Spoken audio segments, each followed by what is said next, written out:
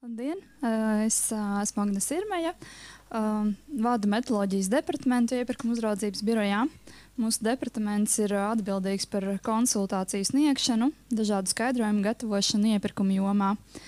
Un tad šodien es esmu uzaicināta pastāstīt par aktuālajām problēmām būvniecības iepirkumos.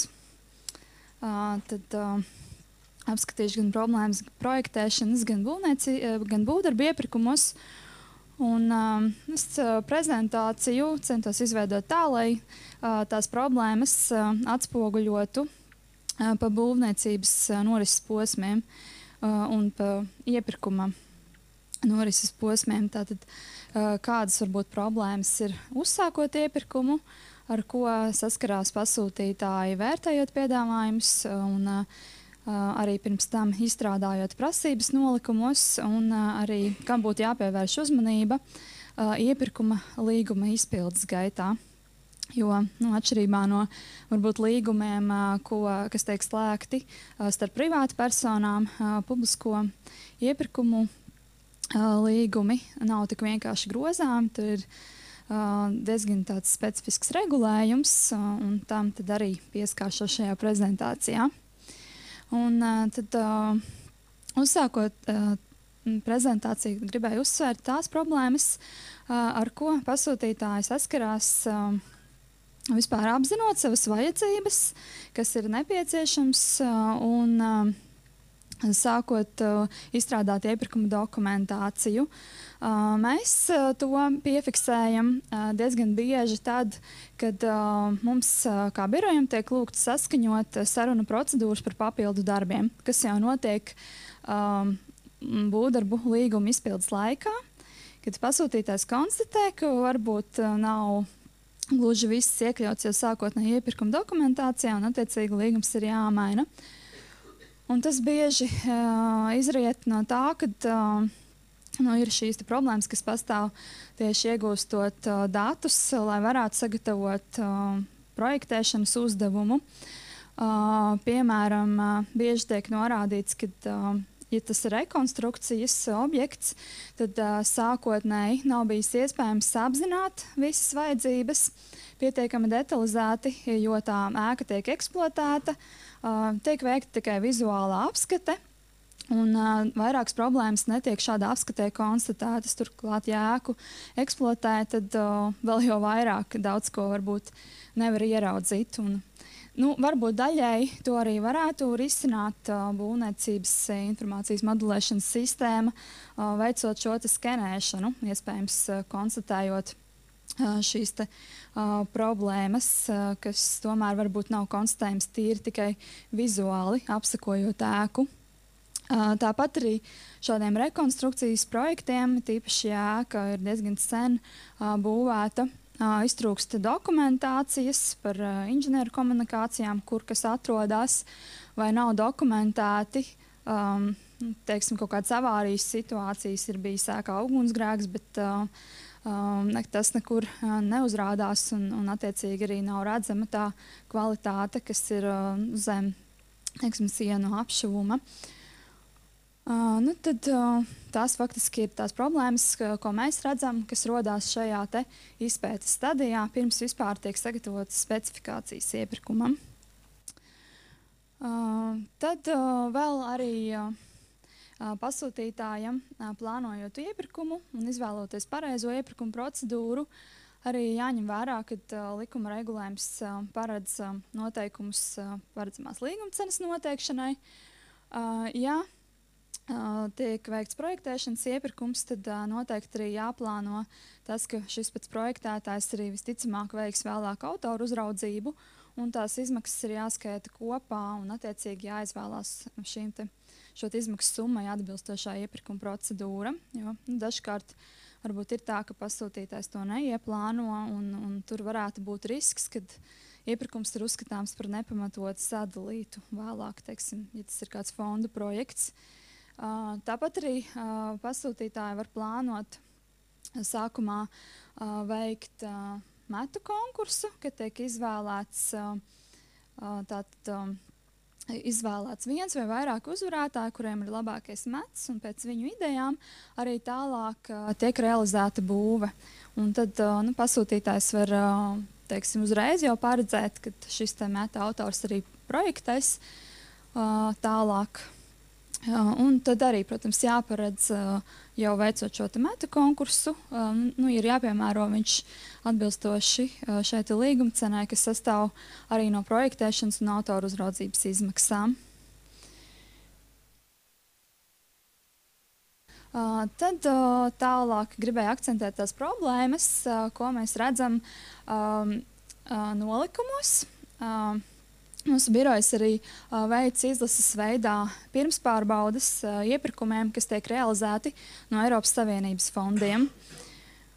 Un tāpat arī, protams, izskatot iesniegumus, mēs saskaramies birojā ar vairākām pārsūdzībām, kur tieši būvniecības dalībnieki viņu ieskatā prasības, kas izvirzītas nolikumā, ir pārāk nesamērīgas. Un tas, kas jau praksē ir apzināts diezgan bieži par šādiem nepamatotiem ierobežojumiem, var liecināt tas, ka prasībās ir, piemēram, prasīta pieredze, kas ir veikta kaut kādi līgumi, kas ir realizēti pie konkrētiem pasūtītājiem, piemēram, tieši muzeju vajadzībām, vai tieši pie pasūtītājiem, kas atbilst šī pasūtītāja definīcijai publisko iepirkumu likuma izpratnē. Tādējādi varbūt izslēdzot dalībniekus, kam ir arī identiska pieredze, līdzīga apjoma darbu veikšanā, bet, piemēram, pie privātu personām.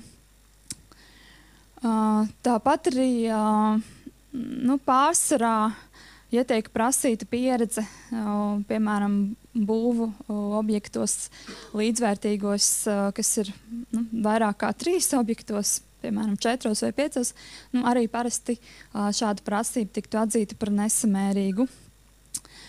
Vai arī diezgan bieži ir tā, ka pieredze ir paprasīta tādā ļoti specifiskā veidā, piemēram, ja līgums teiksim, ir kādā ūdenssaimniecības jomā un līguma ietvaros būs jāveic dažādi darbi, tur kanalizācijas tīkli tik metru apjomā un brūģis tādā platībā, un tas viss ļoti identiski tiek paprasīts arī iepriekšējā pieredzē. Un līdz ar to arī tādas prasības var būt ierobežojošas, jo būvniecības dalībnieki varbūt ieguvuši līdzīgu pieredzi, bet nedaudz savādākā apjomā, nevis vienkops tieši tādus metrus un tādu platību un tādas specifikas darbus vienā līgumā. Tāpat arī nebūs visdrīzāk pamatota prasība, ja jābūt ir iepriekšējai pieredzei pretendentam tieši līgumā, kas ir finansēts, teiksim, no Kohēzijas fonda vai ERF. Kā arī pieredzes prasība par to, lai iepriekš veiktie līgumi būtu tieši saskaņā ar FIDIC nosacījumiem izpildīti. Arī šāda pieredze attiecībā uz pašu pretendentu visdrīzāk būs nepamatota, jo faktiski tie ir līguma nosacījumi, un ja arī pretendentam tāda pieredze nav, tad tas nenozīmē, ka viņš konkrēto līgumu ar šādiem nosacījumiem nespēs pildīt. Tīpaši, ja viņš ir ar ļoti līdzīgiem nosacījumiem jau kādu līgumu iepriekš pildījis. Tad daži piemēri no prakses, ko mēs esam izskatījuši.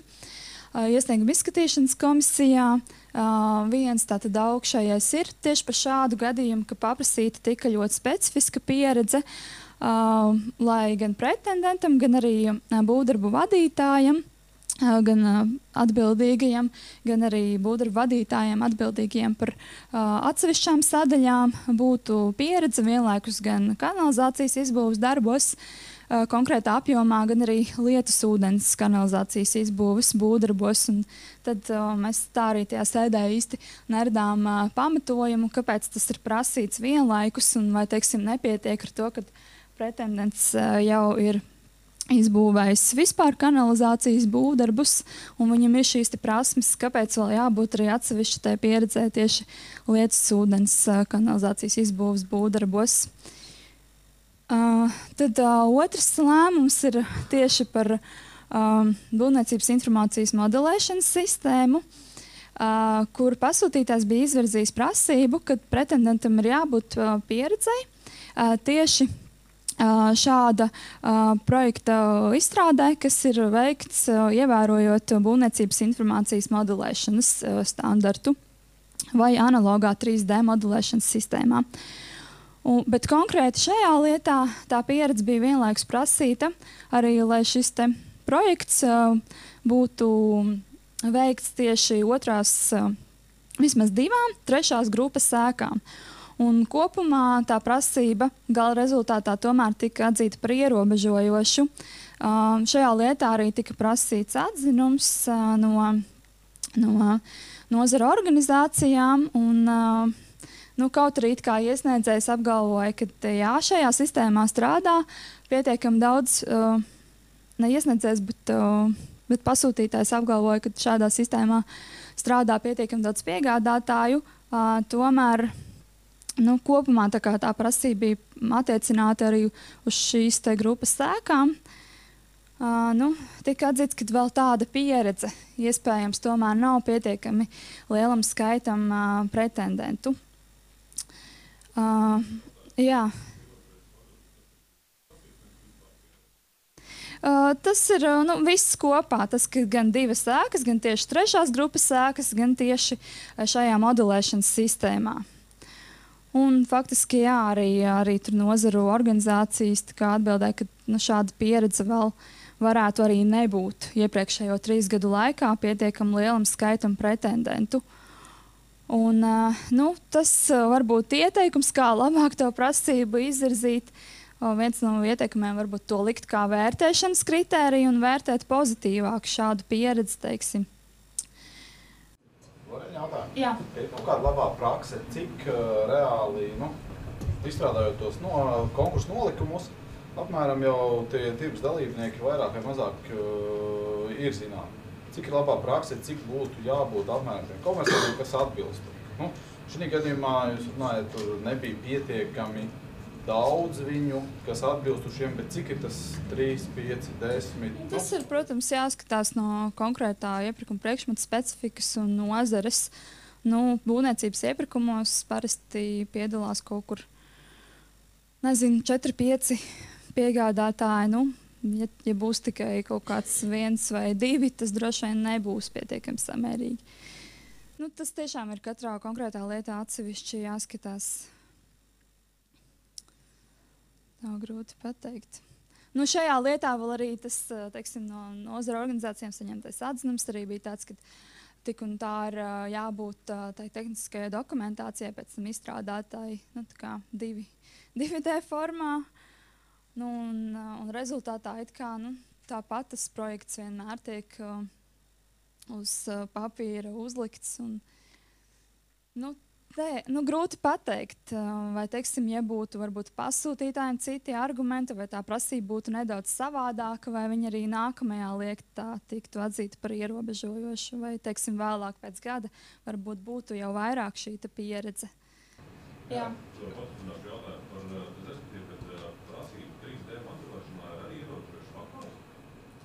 Konkrēti es stāstu par šo te lēmumu, jā, ka tā tika atzīts. Visi 3 kopā, tas arī šeit tika ņemts vērā. Nevar uzlikt par pienākumu 3D modelēt, tādā veidā ietaupot laiku un savu naudu. Tas nav valsts institūcijas atzinums? Nē. Šajā gadījumā, ja es pareizi saprotu, tā problēma ir tajā, ka ir prasīts gan 2 tās sēdes trešajā grupā un kopā ar to 3D. Ja būtu 3D atsevišķi, jebkurai citai ēkai, tad tas būtu samērīgi. Bet tieši, ka vajag 3D 2 trešās grupas. Un pie tam, jā, te arī prasīts publiskas sēkas. 3 grupas publiskas sēkas. Kas ir tie cilvēki, kas jums konsultē, piemēram? Tur bija atzinums no Arhitektu savienības un arī no būvkonstruktoru. Es precīzi nosaukumu neatceros. Jā, no nozares asociācijas. Par skenēšanu. Tur es redzu iepirkumos, tiešām uzrakstīs tā, ka tādas prasības izsūtīt tikai daži, varbūt viens Latvijā. Kas jums esam konsultēt, ka tas ir ok, vai nav ok? To vienkārši vērtē komisija, ņemot vērā pasūtītāju argumentus, cik viņi ir loģiski. Mēs secinām arī, jo bieži vien varbūt to pasūtītāju vēlmi kaut kā var izteikt savādāk, mazāk ierobežojoši. Piemēram, par to pašu, ja tur līgums ir paprasīts iepriekšējā pieredze līgumā ļoti specifiskiem parametriem, īstenībā to pašu pieredzi varētu iegūt arī 2 vai 3 līgumos, kurā katrā ir šīs parametrs. Un, ja tā kā pasūtītājiem, piemēram, nav tie argumenti, kāpēc visam jābūt vienā līgumā, tad mēs paši arī secinām, ka tas ir varbūt nesamērīgi, kad mazāk ierobežojošas varētu šīs prasības likt. Ja ir nepieciešams kāds eksperta vērtējums, tad jā, mēs vēršamies arī pie nozara organizācijām, ja par kaut kādām specifiskām lietām. Piemēram, arī šajā lēmumā par tiem kanalizācijas un lietas ūdens izbūves būvdarbiem arī vērsāmies pie nozares organizācijas, lai saprastu, kādas vispār ir atšķirības tādos darbos tehnoloģiski. Jā. Par šo otro lēmumu ar vienu trešās grupas publisku ēku šis būtu pamatot prasību šī būtu? Es tā pilnīgi viennozīmīgi nevaru atbildēt. Protams, ka jo grupas ēkām ir ļoti liela nozīme, pirmā, otrā vai trešā, un šī BIM izstrāde arī ļoti liela nozīme. Iespējams, ka varētu būt tā, ka viens līgums tātad tiek prasīts šajās te otrās grupas ēkās, bet otrs līgums, piemēram, šajā te modelēšanas sistēmā. Lai pārliecinātos par to. Ir droši vien liela starpība izstrādāt šo BIM sistēmu šķūnītim vai izstrādāt trešās grupas ēkai? Nē, varbūt arī, jā. Tad tie ir visi argumenti, ko mēs vērtētu. Līdz ar to, es tā nevaru. Jums nevienmēr nedadās šaubas par to, ka bija iepirkums vai ūdens apgādes un kanalizācijas sistēma ir prasīts kā ēkā, publiskā? Nē, tie ir 2 dažādi lēmumi. Tas pirmais ir augšpusē cits un otrais ir otrs iepirkums. Jā, tad vēl par prasībām turpinot, dažkārt pasūtītāji arī prasa, lai būtu tā pieredze tieši kā galvenajam uzņēmējam. Un, faktiski tādā veidā var prasības izvirzīt, bet jāskatās, kādiem darbiem tas ir prasīts. Nevarētu, piemēram, prasīt šo galvenā uzņēmēja pieredzi arī tādiem specifiskiem darbiem, ko parasti veic apakšuzņēmēji. Jo ir arī dažkārt tādi nolikumi, kur varbūt ir norādīts, ka jābūt ir pieredzei līdzīga apjoma būvdarbos, piemēram, objektā ar tādu pašu platību un tādu pašu līgumsummu, bet vienlaikus arī jābūt galvenā uzņēmēja pieredzei, teiksim, ventilācijas darbu veikšanā. Parasti šādus darbus veic apakšuzņēmēji, un līdz ar to šeit būtu nesamērīgi droši vien prasīt, lai tādi darbi būtu veikti tieši galvenā uzņēmēja statusā. Tad vēl arī diezgan daudz būvdarbu tiek finansēti no Eiropas Savienības fondiem, un tādēļ ir arī auditoru atzinumi, Eiropas komisijas auditoru atzinumi, kur, teiksim, vērtējot šos iepirkumus, auditori ļoti skatās, vai nolikumā netiek ierobežoti ārvalstnieki, par ko ir bijuši vairāk aizrādījumi. Līdz ar to šeit ir tā prasība par kvalifikācijas atzīšanu, kas savulaik vispār tika prasīts, teiksim, lai ārvalstu speciālists, ja viņš piedalās šeit iepirkumā, viņam jau uz piedāvājuma iesniegšanas brīdi ir jābūt izietē šeit kvalifikācijas atzīšanai, kas faktiski nozīmē jau certifikātu šeit Latvijā. Bet šobrīd tas jaunākās norādes ir, ka būtībā vispār mums arī pastāv šī īslaicīgā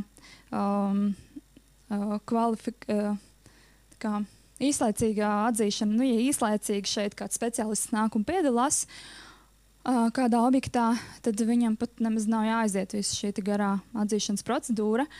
Pietiek ar šo īslaicīgo atzīšanu, kad viņš vienkārši deklarē, iesniedz deklarāciju par sevi atzīšanas institūcijai un var arī sākt darbus. Protams, jāstās uz kurām reglamentētajām profesijām tas attiecās, jo dažām tur nedaudz stingrāks regulējums.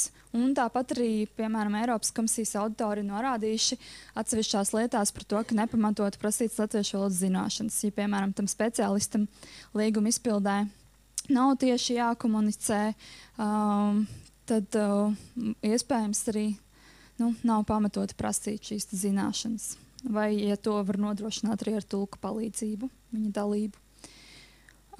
Tad arī ir jāpievērš uzmanība, ka likums paredz arī šo te periodu, kurā veiktie darbi vispār var apliecināt pieredzi. Un šobrīd tas regulējums ir tāds, ka pieredzi var apliecināt tātad ar būvdarbiem, kas ir veikti iepriekšējo 5 gadu laikā, un ar projektiem, piemēram, kas ir iepriekšējo 3 gadu laikā izstrādāti. Var būt problēma kaut kādās situācijās, ja teiksim, tie ir ļoti sarežģīti būvdarbi vai specifiski, un reāli tāda pieredze nemaz tik bieži neveidojās. Šo te problēmu arī ir sapratusi arī Eiropa, un jaunajā publisko iepirkumu direktīvā ir atļauts arī īpašos gadījumos pasūtītājiem šo te periodu paredzēt garāku, un to arī mēs plānojam jaunajā publisko iepirkumu likumā iekļaut, kas pašlaik arī ir paredzēts projektā. Tad vēl aktuāls jautājums ir piedāvājuma izvēles kritērijs, jo nevienmēr tikai cena ir tas labākais kritērijs, ir īpaši projektēšanas iepirkumos. Šeit gan ir nozīme, kas tad būtu tie vērtēšanas kritēriji, kas varētu tikt ņemti vērā, jo tiem arī ir jābūt pietiekami objektīviem, lai gala rezultātā arī pasūtītājs iegūtu labāko līgumu. Un šobrīd arī mums ir Arhitektu savienība devusi ieteikumus, kas akcentē tieši vadošā personāla kvalifikāciju, kas varētu tikt vērtēta. Arī šo pieredzi BIM modelēšanas sistēmā, piemēram, nevis vērtēt to kā kvalifikācijas prasību, bet kā šo te kritēriju. Ja piedalās speciālists un viņam ir šī pieredze, tad viņš vairāk punktus iegūst. Vai arī, ja pretendents piedāvā tātad līguma izpildē izmantot šo sistēmu, arī par to vairāk punktu tiktu piešķirti. Kā jau teicu, publisko iepirkumu regulējums un arī Eiropas Savienības tiesu prakse pieļauj vērtēt, kā vērtēšanas kritēriju ņemt vērā tieši personāla kvalifikāciju, kas te arī ir minēts viens no spriedumiem, kur Eiropas Savienības tiesa to atzina, jo līdz tam tas viedoklis nebija īsti skaidrs, vai var vērtēt ekspertu un speciālistu kvalifikāciju vai nē, tad būtībā tas tika pateikts Eiropas Savienības tiesas spriedumā. Un noteikti tad šādi kritēriji arī varētu projektēšanā tikt izmantoti. Attiecībā uz tādiem kritērijiem kā dažāda veida apraksti, darba organizācijas apraksts vai metožu apraksts, ir jāskatās.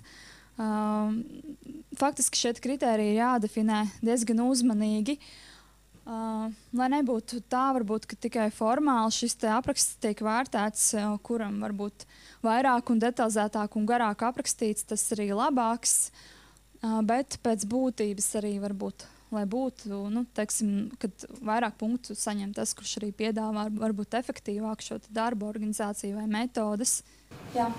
Viens jautājums, tomēr vajadzētu domāt mazāk interpretējumus, jo šobrīd tas, kas notiek principā iepirkuma procedūras interpretācijas.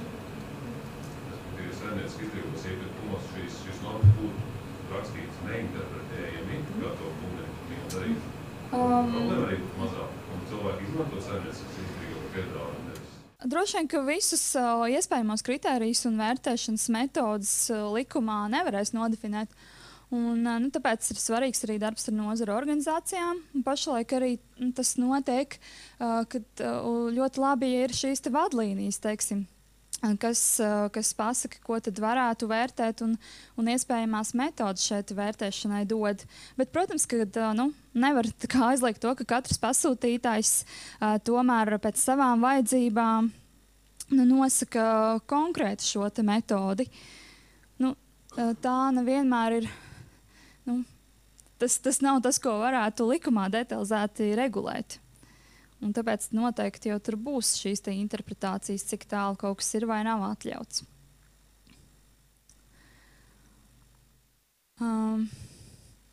Un tāpat arī, vērtējot tāds, kritērijs kā līguma izpildes termiņš, to it kā ir vienkārši novērtēt, bet tajā pašā laikā droši vien jāņem vērā, cik tas vispār ir liederīgi.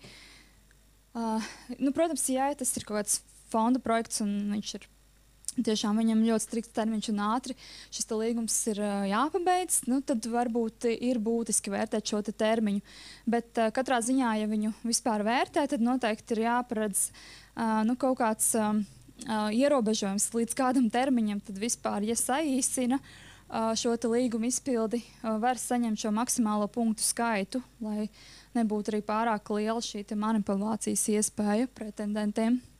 Un jāņem vērā arī tas, kad vēlāk rodās kādas problēmas līguma izpildē, tad, ja termiņš ir vērtēts kā kritērijs, tad, protams, kad tik vienkārši nebūs viņu grozīt, jo tas sanāktu diezgan negodīgi varbūt pēc citiem pretendentiem, ka viens uzvar ļoti īsu termiņu, bet pēc tam visu laiku to līguma termiņu pagarina.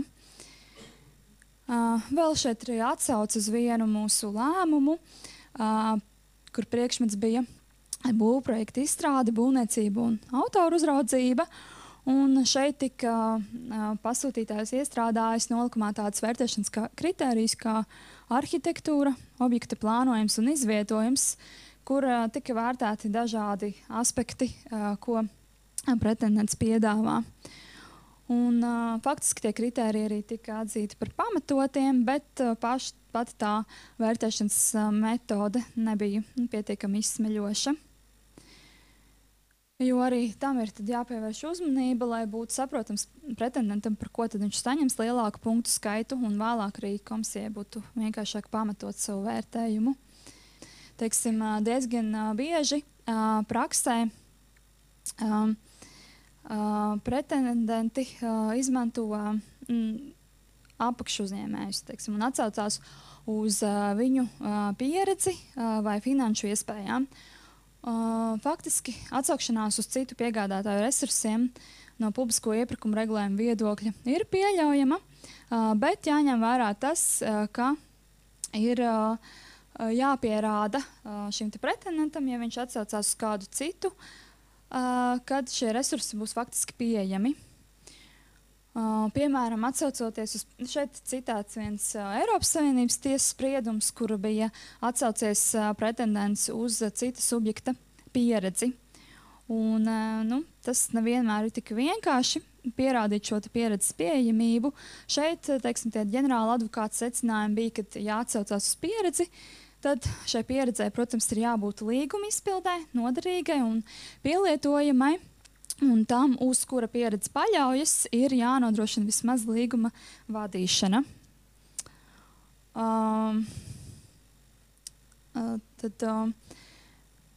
Ko pasaka par to arī jaunā publisko iepirkumu direktīva? Tad, atsaucoties uz cita subjekta finanšu iespējām, direktīva ļauj pasūtītājiem, piemēram, prasīt, lai šis cits subjekts, kurš piedāvā savas finanšu spējas, lai viņš būtu solidāri atbildīgs par līguma izpildi. Savukārt attiecībā uz pieredzi, ja piegādātājs atsaucās tātad uz cita piegādātāja pieredzi, tad šim subjektam arī ir jāiesaistās līguma izpildē un reāli jāveic tie darbi vai pakalpojumi, kuros viņam šī pieredze ir. Faktiski, lai viņš tiktu iesaistīts līgumā. Tad līdz ar to nav tik vienkārši, ka vienmēr piesaistot, piemēram, ja pašam pretendentam varbūt nav pieredze, kas ir prasīta nolikumā, un viņš piesaista apakšuzņēmēju, un uz šī apakšuzņēmēja pieredze pilnībā paļaujās, tad nepietiks, ka apakšuzņēmējs tikai, 5% apjomā veic darbus līgumā. Ar to viņš nebūs pilnībā šo pieredzi nodevis. Tad arī divus spriedumus minēšu šī gada, kas arī runā par šo te atsaukšanos uz citu personu iespējām. Viens no spriedumiem tātad norāda, ka pretendents var atsaukties uz citu subjektu iespējām, un viņš arī pats izvēlās, kā viņš viņus iesaista, tātad šo saistību izvēlās, un otrkārt šo saistību pierādīšanas veidu. Bet nedaudz vēlāk arī tiesa, vērtējot šo te atsaukšanos uz citu spējām, norādīja, ka tomēr pasūtītājs īpašos apstākļos iepirkuma dokumentos var norādīt kaut kādus precīzus noteikumus, kā var izmantot citu subjektu iespējas, ja vien šie noteikumi ir samērīgi. Tad runājot vēl par vērtēšanu, gribēju pieminēt divus lēmumus, kur pretendents iepriekšējā līgumā, ko viņš ir pildījis, ir tātad piedalījies pilnsabiedrības sastāvā. Jo arī šādā veidā piegādātāji bieži piedalās iepirkumos un veic līgumus, un kādā veidā tad viņi tālāk šo pilnsabiedrības pieredzi var izmantot. Vienā gadījumā tad pretendents atsaucās uz iepriekšējo pieredzi, ko viņš bija guvis pilnsabiedrības sastāvā. Viņš piedalījās tā kā viens pats iepirkumā, bet atsaucās uz šo pilnsabiedrības pieredzi. Un kopumā uz visu šo pilnsabiedrības pieredzi. Un šeit jānorāda, ka Iesnieguma izskatīšanas komisija secināja, ka tas, ka viņš ir bijis šis pilnsabiedrības biedrs, neļauj automātiski viņam atsaukties pilnībā uz šo pieredzi, bet tomēr jāvērtē, ko šis biedrs konkrēti ir darījis šajā līgumā. Tātad automātiski viņam tā visa pilnsabiedrības pieredze nenāk līdz. Un otrs lēmums, tur bija situācija tāda, kad pretendents arī atsaucās uz pieredzi, ko viņš bija guvis pilnsabiedrības sastāvā, bet viņš šeit bija pildījis tieši galvenā uzņēmēja pienākumus. Un tā kā pieredze tika prasīta galvenā uzņēmēja statusā, tad faktiski viņš arī to varēja pierādīt, jo viņš tieši bija šis galvenais uzņēmējs. Pilnsabiedrība bija viņam nodevusi šīs funkcijas.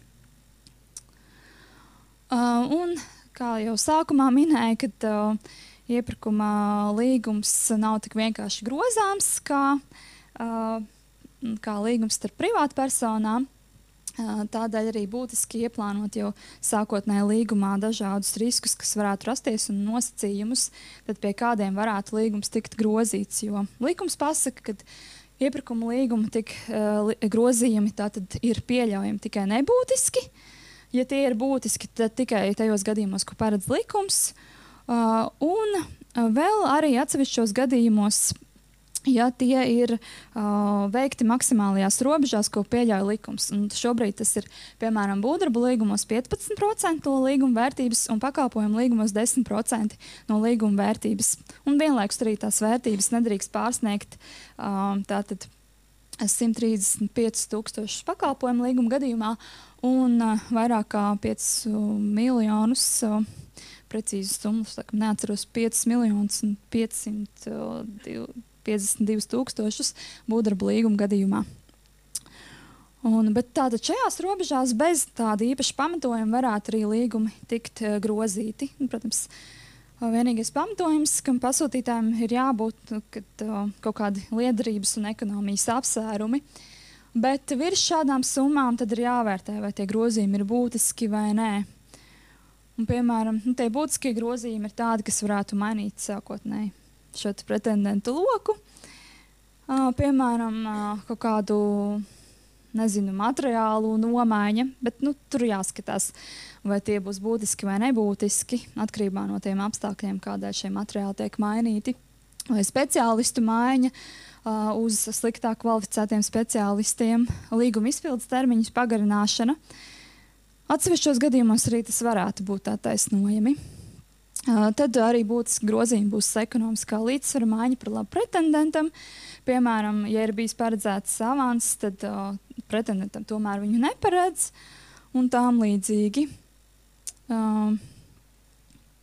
Un tātad šie būtiskie grozījumi ir pieļaujami tikai tad, ja tas ir jau pašā līgumā sākotnēji atrunāts, vai arī, ja tiek piemērota saruna procedūra par papildu darbiem vai papildu pakalpojumiem.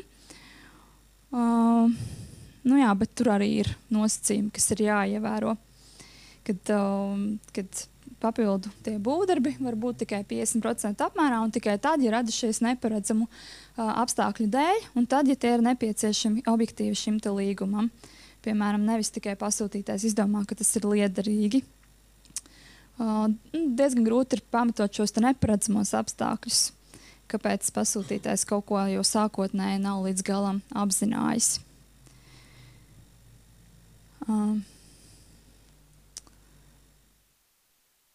Tad, jā, kas varētu būt varbūt šie apstākļi praksē, kur mēs sarunu procedūras saskaņojam, ja mainās kaut kādi normatīvi akti būvniecības gaitā, tātad, un tas nebija noteikts šo tehniskā projekta izstrādes laikā, tad faktiski, nu jā, iespējams, ka šis līgums ir jāgroza. Protams, ka kaut kādi tehniskie apstākļi, dabas katastrofas, apstākļi, ko izraisījuši trešās puses, nu, jā, gan šie normatīvi akti, gan, piemēram, parādās varbūt no institūcijām citām kādas jaunas prasības, kas ir jāiekļauj līgumā. Paldies! Sakiet, tās izmaiņas, kas bija būtiskas, nebūtiskas, to izvērtē katra iestāde individuāli, pareizi? Jā, to vērtē individuāli. Nu, teiksim, ja līgums ir grozīts, neievērojot šos nosacījumus, tādu līgumu varētu arī apstrīdēt tiesā. Nu, kas tiesa tad skatītos, vai tur varēja šeit grozījumi būt pieļaujami vai nē. Tāpat ir arī administratīvais sods paredzēts par nepieļaujamiem grozījumiem. Bet ar IUV ir jāskaņo tie grozījumi, kas saistās ar šeit sarunu procedūru. Vispār piemērojot sarunu procedūru, nepublicējot paziņojumu par līgumu un slēdzot tādu šo līgumu ar vienu iespējamo piegādātāju, pārsvarā visos šajos gadījumos ir jāsaskaņo sarunu procedūra ar biroju, tā skaitā arī šo te papildu darbu vai papildu pakalpojumu procedūra. Jā, tad par šiem papildu būvdarbiem jāskaņo ar mums, bet tikai tad, ja tā vērtība ir 170 000 eiro vai lielāka. Jo līdz tam ir tas mazais iepirkums, 8.2 panta iepirkums, un tad nav jāskaņo. Par līguma summas palielināšanu 10 un 15% attiecīgi nav jāskaņo arī? Nē, nav jāskaņo. Tur ir.